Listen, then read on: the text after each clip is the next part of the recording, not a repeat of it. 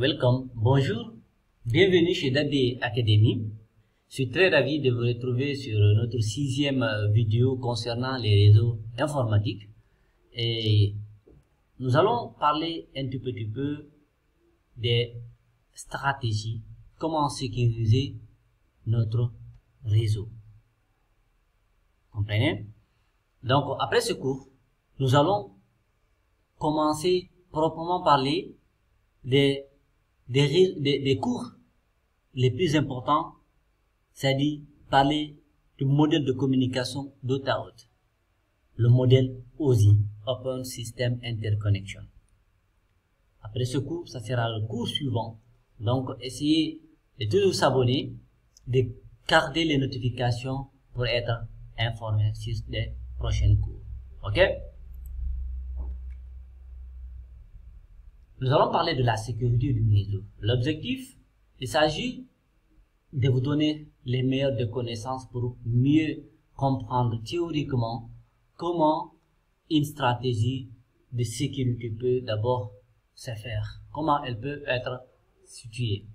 Vous comprenez? Parce que l'informatique, avant de comprendre la mise en place, comprenez d'abord le fonctionnement. La théorie, elle est très importante. Nous allons aujourd'hui, l'application d'une stratégie de sécurité est l'étape la plus importante dans une entreprise. C'est une partie à ne pas du tout négliger. Vous voyez aujourd'hui, la majeure partie des entreprises négligent, si je peux me permettre, nos entreprises généralement en Afrique négligent cet aspect de sécurité du réseau informatique. Alors que c'est quelque chose de très important, de très crucial, les données de l'entreprise. Parce que si l'entreprise ne mise pas sur sa sécurité, un beau matin, elle peut se retrouver avec des données cryptées, avec un serveur où l'administrateur n'a plus le contrôle de son propre serveur. En ce moment, ça devient un problème. Et là, on va commencer à pointer du doigt la partie informatique. C'est pour cela, à tout moment, si vous êtes un bon entrepreneur, je m'excuse, si vous êtes un bon administrateur système et réseau, essayez toujours d'alerter, d'avertir votre supérieur hiérarchique en passant par la rédaction des documents, en passant par la messagerie. Pourquoi je vais vous conseiller de faire cela? C'est parce que c'est ça qui va peut-être demain vous sauver la vie. Vous comprenez? Parce que si vous essayez juste de leur parler oralement comme ça, demain quand il y a un problème, ils vont nier. Ils vont vous dire que tu n'as jamais parlé de ça. Que toi, administrateur, tu n'as jamais parlé de la sécurité. Qu'il y avait une faille ici, une faille ici. Et comprenez que vous, en tant qu'administrateur, système et réseau, vous ne pouvez pas tout faire. Donc, à chaque fois, s'il s'agit de certaines choses, il faut essayer de déléguer les tâches. Chercher du matériel, chercher du soft. Parce que l'informatique, la sécurité, ce n'est pas seulement la connaissance ici, c'est-à-dire ce que tu peux implémenter, mais c'est aussi le soft et le hard. C'est-à-dire le matériel et le logiciel. C'est tout ça qui peut former ce qu'on appelle un système de sécurité d'un réseau. Est-ce que je me fais comprendre? Essayez de réfléchir sur ça. Maintenant, les attaques depuis l'intérieur du réseau constituent une menace. Moi, je dis toujours que l'intérieur constitue une des menaces les plus dangereuses même. Pourquoi? Je m'explique. Imaginez que par exemple, en entreprise, à l'intérieur, il n'y a aucune mesure de sécurité. Les salles serveurs sont ouvertes comme ça. Toute personne peut entrer comme elle veut. Et les utilisateurs peuvent se connecter sur n'importe quel autre site. Télécharger tout ce qu'ils veulent. Depuis son ordinateur, depuis Internet aussi. Ça constitue une menace. Ça, c'est une grande menace quand même. Je ne peux pas tout citer, la menace depuis l'intérieur. On vous dit ici, le moyen le plus facile de protéger un réseau d'une attaque extérieure consiste à l'isoler complètement du réseau extérieur, du monde extérieur. Quand on parle du monde extérieur, c'est-à-dire que depuis l'intérieur, vous ne pouvez pas sortir, aller vers Internet. Sauf à quelques exceptions près. Mais avec ces exceptions-là aussi, il faut très bien les mesurer, il faut très bien les calculer pour savoir que c'est telle personne ou bien c'est tel département qui a le droit d'accéder à Internet. Sans ces gens-là, personne d'autre ne peut aller. Et bien vrai que si, par exemple, auparavant, c'est-à-dire les anciens collaborateurs ne savaient pas cela, si vous êtes le premier à mettre ça sur place, vous serez vu de tous les mauvais œils, quand même. Je vous parle en connaissance des causes, on dira que c'est vous qui êtes venu pour vraiment compliquer la vie. Il faut couper Internet pour les utilisateurs. Les utilisateurs à l'interne, ils vous traiteront de tous les mots avec MAX. Ok? Donc, un réseau fermé offre une connectivité aux parties et sites connus uniquement. C'est ça. C'est-à-dire que c'est à vous, administrateurs système et réseau. C'est à vous de définir que tel site n'est pas accessible, tel autre site est accessible. Mais pas à l'utilisateur d'aller naviguer sur l'ensemble des sites. S'il a besoin de ça, il n'a qu'à se connecter sur son téléphone avec les datas et il va aller faire ses propres recherches. On dit, il ne permet pas de se connecter à des réseaux publics. C'est très dangereux de laisser les utilisateurs se connecter à des réseaux publics. Et maintenant ici, qu'est-ce que nous allons faire? Je vais vous parler de quelques stratégies pour mettre en place un système sécurisé. Ok? Restez jusqu'à la fin pour mieux aussi comprendre. Parce que demain, si on vous parle de la mise en place d'une sécurité, vous n'allez pas venir juste comme ça, écrire, dire que achetez ceci, achetez cela, sans comprendre exactement qu'est-ce qu'ils en ont vraiment besoin. Alors sur le premier point, on vous dit ici, le premier point c'est quoi? C'est l'évaluation des besoins de sécurité. C'est très important. C'est la première des choses à faire. Lorsqu'on vous appelle pour une audit, lorsque vous êtes le responsable du système, lorsque vous êtes le responsable du réseau, lorsqu'on vous demande de mettre en place la sécurité informatique. S'il vous plaît, n'essayez pas d'abord de commencer à implémenter quelque chose, mais plutôt commencez par comprendre d'abord quel est le besoin spécifique en matière de sécurité et l'identifier, écrivez tout. Si c'est quelque chose que vous pouvez faire, écrivez-le. Si vous ne pouvez pas le faire, demandez une expertise externe. N'ayez pas honte de ça à dire que non, ça c'est pas vraiment ma spécialité. Appelez quelqu'un d'autre de plus pointu qui va vous parler de ça. Et écrivez les logiciels, le matériel. Vous essayez de mettre tout sur papier. Et là, je vais vous dire que maintenant, qu'est-ce que vous devez faire? Ce sont les données, les data centers, les serveurs. Est-ce qu'il y a des serveurs qui sortent, qui doivent aller à Internet? Donc, tout cela, c'est des choses que vous devez vraiment notifier pour ne pas faire des erreurs. Parce que si vous utilisez, si vous demandez c'est-à-dire à la direction d'acheter d'abord un matériel et à la fin, ce matériel n'est pas utilisé, ça sera à votre risque et péril parce que généralement les fournisseurs ils ne feront jamais un retour du matériel.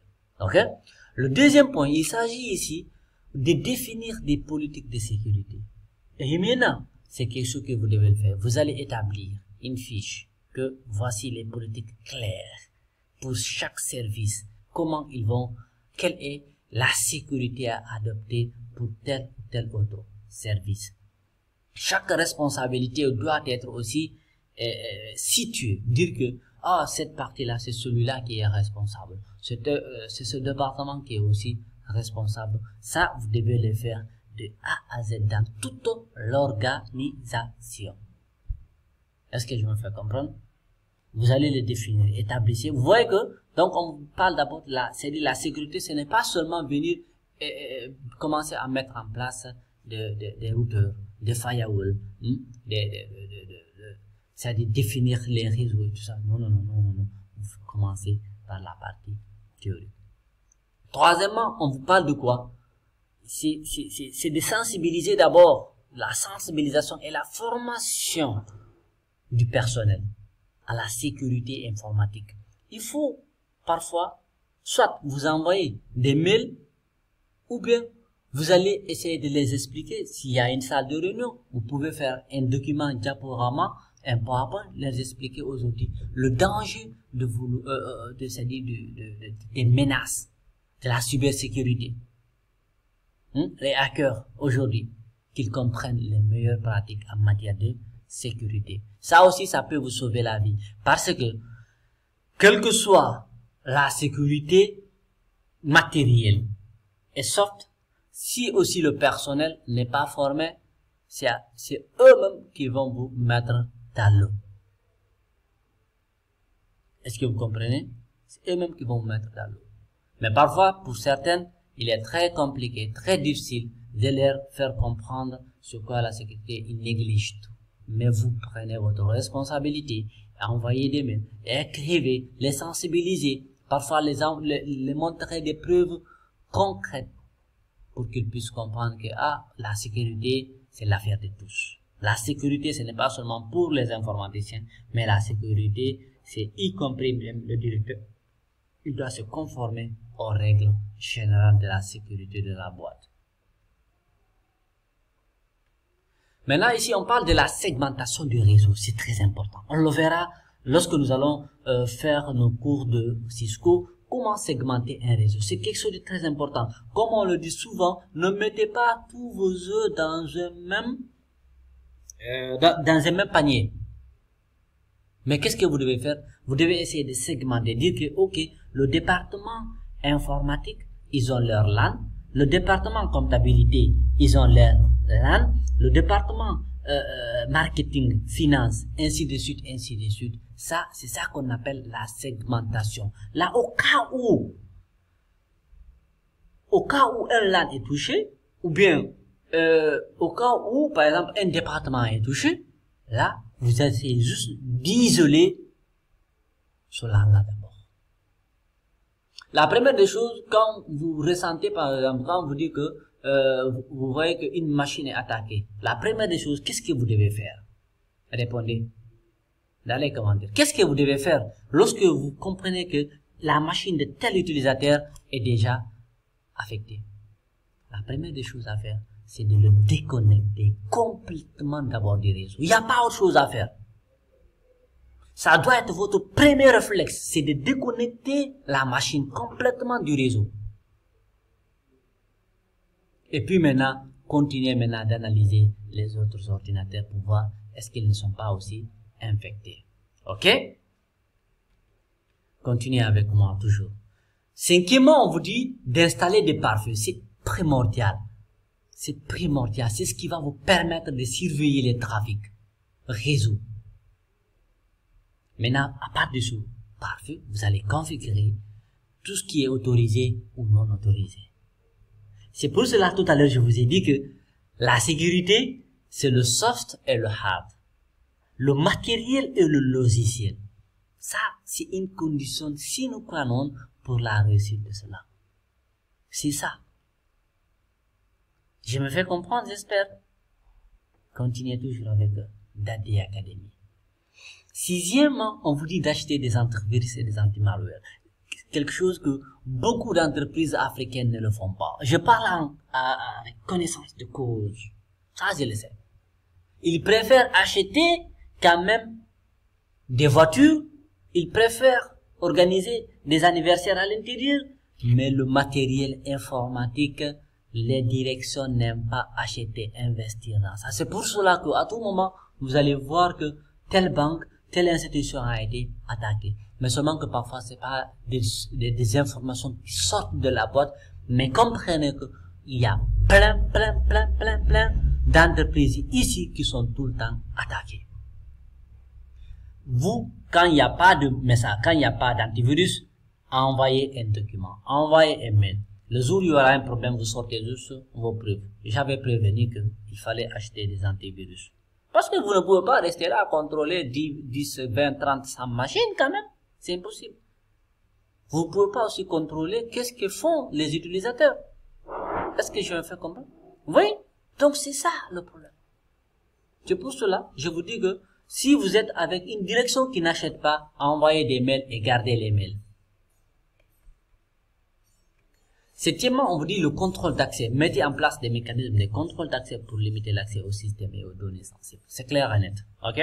Dans les data centers, faut pas que n'importe qui vienne, il entre. Et imaginez que par exemple, si la porte elle est ouverte comme ça, il y a juste un étranger qui vient alors que lui c'est un hacker, il vient juste avec sa clé. Lui, tout ce qu'il va essayer de chercher, c'est de bloquer sa clé au niveau du réseau.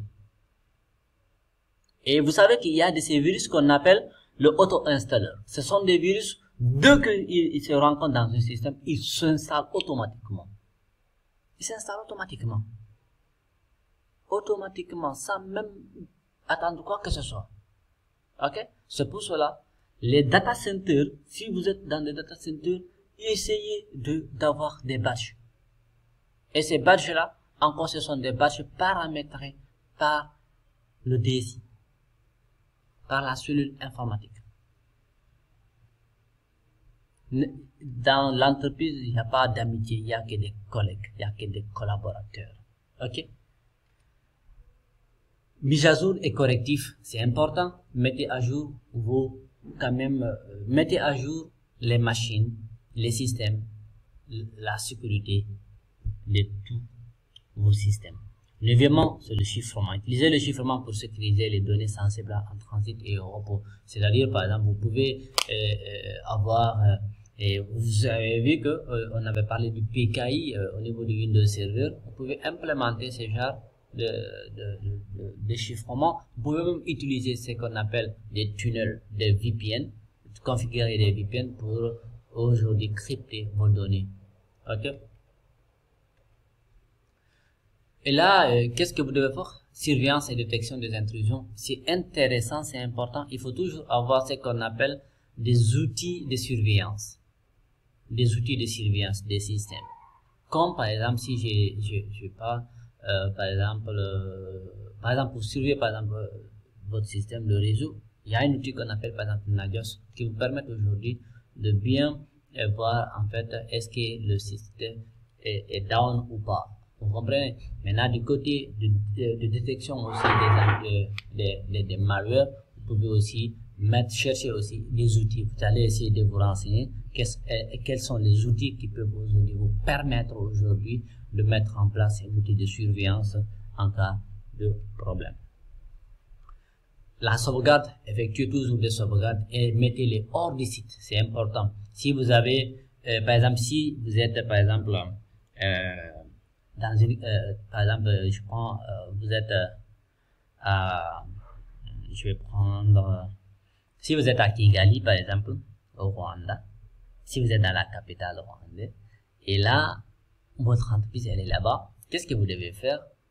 Si vous faites la sauvegarde, essayez d'envoyer ça, par exemple, vers certaines régions du Rwanda.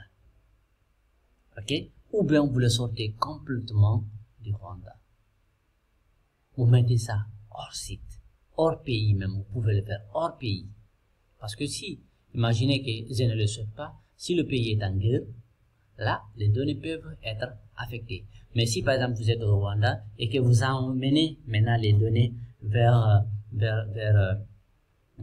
le Tchad, vers Conakry, vers Dakar, vous voyez, là, vous avez quand même pu faire une sauvegarde. Et lorsque vous faites une sauvegarde, essayez d'abord de tester ce qu'on appelle, si c'est une sauvegarde de système, essayez de faire de tester la restauration. C'est aussi très important. Si vous ne testez pas la restauration, c'est pas bon. Les données des utilisateurs aussi, si vous les sauvegardez, essayez toujours de les envoyer hors site. C'est aussi important. Le 12e point, sur le plan de réponse aux incidents, élaborer un plan pour répondre aux incidents de sécurité en présentant des étapes à suivre en cas de violation de sécurité. Parce que il faut tous s'attendre à ça et il peut y avoir des problèmes. C'est ça qu'on appelle un plan de continuité d'activité. Un plan de continuité d'activité, c'est très important. Une minute pour certaines boîtes, c'est des milliards perdus. Une minute d'indisponibilité, ce sont des milliards perdus. Donc, essayez vraiment toujours de mesurer ces choses-là. Et maintenant, essayez de faire des checks aussi de sécurité. Vous pouvez appeler des pentesters. Les pentesters aussi, vous les payez. Ils vont tester votre réseau. Et là, c'est comme s'ils faisaient de l'audit un peu de votre réseau. Ça vous permet aujourd'hui de se préparer à l'avance pour comprendre qu'il y a telle vulnérabilité au niveau du réseau, au niveau du système. Parce qu'ils ont beaucoup plus d'outils que vous. Vous ne pouvez pas faire quand même. Oui? Donc c'est ça que je vous dis. Cherchez des pentesters qui vont venir tester la fiabilité et la résistance de votre réseau. Et il y a une autre chose qui va toujours continuer, c'est la formation.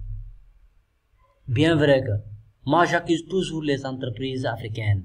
Vous m'excuserez vraiment du terme, je suis 100% africain, mais je sais que les responsables d'entreprise n'aiment pas former le personnel. Ils n'aiment pas du tout former le personnel. Et vous savez que l'informatique, quand tu es informaticien, tu es étudiant à vie. Tu es étudiant à vie. Mais tu vois que c'est l'étudiant, dans beaucoup d'autres cas, ce sont eux-mêmes qui cherchent leur propre formation. Ils vont sur certains sites pour acheter leur formation, pour se former. Oui, alors que c'est des choses qui devraient être faites par l'entreprise. Donc tu prends ton argent pour se former aussi. Ouais. Mais on espère qu'un jour les gens aussi vont comprendre cela. Et la gestion des fournisseurs, assurez-vous que vos fournisseurs et partenaires respectent également des normes de sécurité très élevées. C'est aussi important le choix de fournisseurs. Ne prenez pas n'importe qui pour la vente du matériel, pour la vente du logiciel. Ok? 15e point et avant-dernier point, c'est la conformité aux réglementations. Assurez-vous que votre réseau est en conformité avec les réglementations et de sécurité de confidentialité applicables. Mise à jour de la stratégie. Révisez toujours régulièrement votre stratégie pour savoir que est-ce qu'il n'y a pas de faille dans ce que vous êtes en train de faire. Est-ce qu'il n'y a pas de faille? Ok? C'est ce qui est beaucoup important. Et à chaque fois, vous challengez c'est-à-dire vous allez essayer de challenger votre réseau, challenger votre stratégie. Est-ce qu'elle est bonne? Est-ce qu'elle est efficace? Ok? C'est ça. Et là, on vous dit maintenant, une stratégie de sécurité bien conçue est en constante évolution. Est essentielle pour protéger votre réseau contre les menaces en constante évolution. Il est également recommandé de consulter des experts, comme je vous le disais, en sécurité informatique pour garantir que votre stratégie est solide et efficace. J'espère que vous avez quand même eu à comprendre un tout petit peu. Et là, le prochain cours, nous allons commencer à parler maintenant de la communication. C'est le cours où nous allons nous plonger carrément dans le réseau maintenant. Comment les ordinateurs peuvent communiquer entre eux? Définir ce qu'on appelle le modèle de référence aussi. Ok? Et on va parler aussi du TCP/IP. Donc, je vous donne rendez-vous au prochain cours. N'hésitez pas de me poser des questions dans les commentaires et on se retrouve au prochain cours. Ciao.